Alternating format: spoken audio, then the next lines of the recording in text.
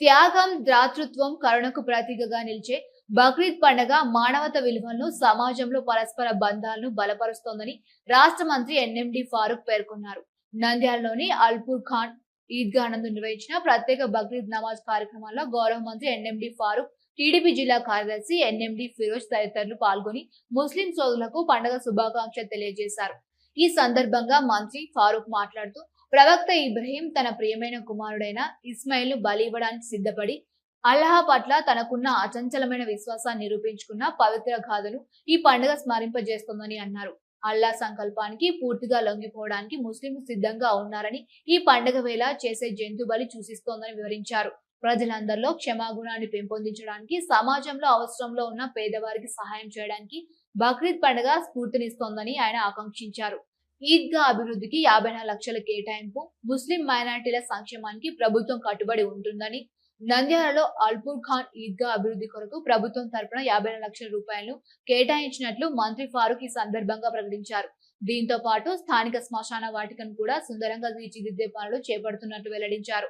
ఈ కార్యక్రమంలో అల్పూర్ ఖాన్ ఈద్గా కమిటీ అధ్యక్షులు మణియార్ ఖాలీల్, ప్రముఖ నాయకులు అబ్దుల్ హాదీ, ఈద్గా కమిటీ సభ్యులు మరియు పెద్ద సంఖ్యలో ముస్లిం సోదరులు పాల్గొని నమాజ్ ఆచరించారు.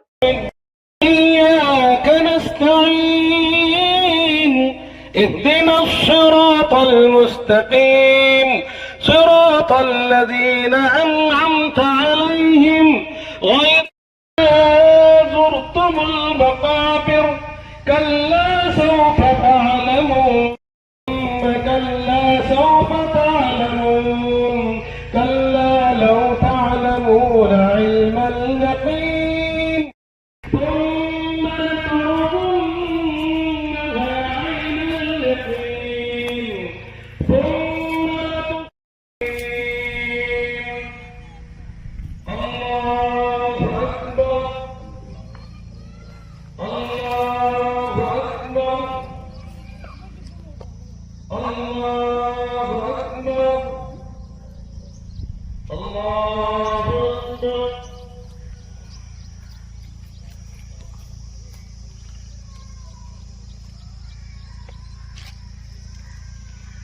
سمع الله لمن حمده الله أكبر الله